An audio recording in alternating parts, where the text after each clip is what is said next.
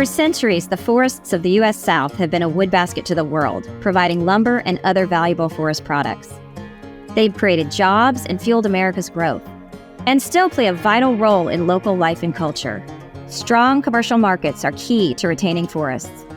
In the U.S. South, forests are primarily managed to produce timber for the lumber industry. But markets utilizing low-value wood, like pulp and paper and bioenergy, are a key part of encouraging healthy forest management.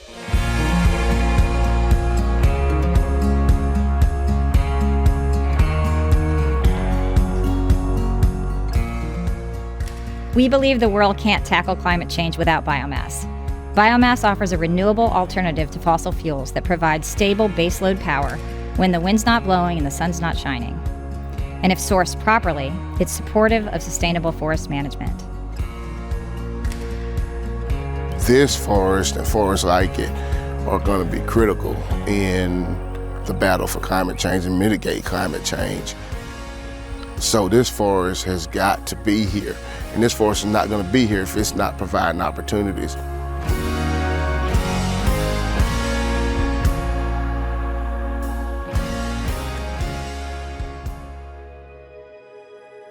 Growing healthy, sustainable forests that can meet the demand for lumber depends on good forest management.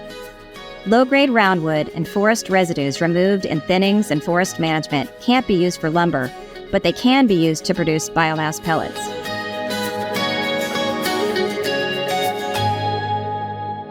RMS is a timberland investment organization, and what we do is we acquire large-scale privately owned forest and we apply complicated and high-level forest management techniques to achieve the maximum potential of that forest.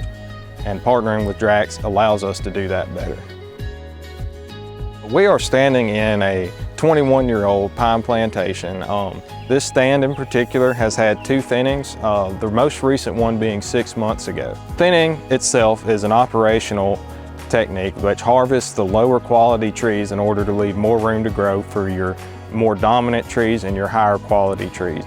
I think it's no doubt that the way forests are managed is one of the single most important factors in the impact of wildlife habitat and the quality of that habitat. When we can get in at the first thinning, whether that happens at year 12 or whether that happens at year 16 or 18, probably more typically, there's a flush of vegetation that's spurred by sunlight hitting the ground there that's going to increase the diversity of those stands, increase the habitat resources that can be applied there. And wildlife are going to follow that and they're going to respond. More than 85% of the forests in the U.S. South are privately owned, with over half in family ownership. Drax works with these landowners and with local organizations to encourage and promote sustainable forest management. My dad's side of the family moved here in the 1850s, and we've been here ever since. Through partnerships with a lot of conservation-minded public agencies and private companies, just like Drax, we've really increased our management where it's much more active. I cannot tell you of other companies that have been as involved as Drax is in matters and programs that help not only, it's not just about producing wood, but for conservation, for education, and for just the overall good of what we're doing with this earth. Our partnership with the Federation of Southern Cooperatives supports minority and underserved small landowners by providing an outlet for low-value forest products and enabling better forest management. You know, with the small landowner size, it's good to form cooperatives or aggregate landowners that's got similar management strategies. So that's what we do as an organization. What's unique about the partnership with Drax is we're looking to address the system as the forestry system across the Southeast in the areas where Drax is operating. And that system is to address the needs of small forest landowners. That's why this partnership is important, because Drax was willing to say, look, we're not only looking at providing the market, but we want to address the system as a whole and see how we can promote forest management on a smaller scale.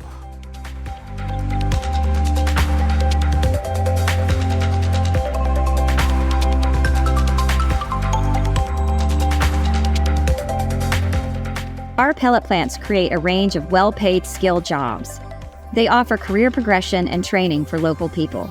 I'm proud to work for Drax, especially with their sustainability, because the woods around here is so important to the people around us. So if we cut all the trees and we don't plant back, there's nowhere to go. There's nowhere to go and camp, you know. So it's really important with the sustainability part of it to replant and keep it going, keep it going. In many of the rural areas around Drax's pellet plants, businesses such as paper mills have closed. These closures limit job opportunities and create lasting challenges for local communities. In our responsibility as a good neighbor, Drax looks for charities and initiatives that help make a real difference to people's lives.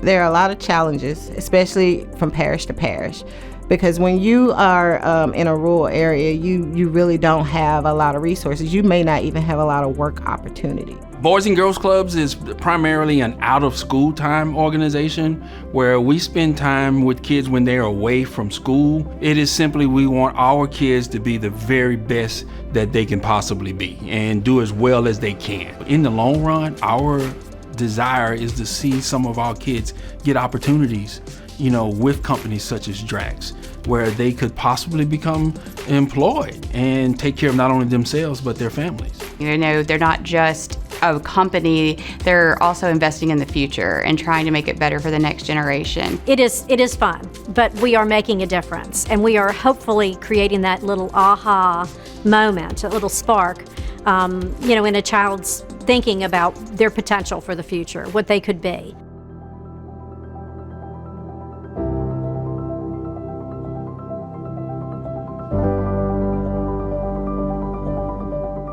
Our operations are an important part of encouraging a growing forest products market and sustaining managed forests in the U.S. South and beyond. By investing further in our pellet plants and other new opportunities, we're incentivizing forest growth, creating jobs, and contributing to greater prosperity. If we want to tackle the climate emergency, the world needs more solutions, more forest products, more trees, and better forest management.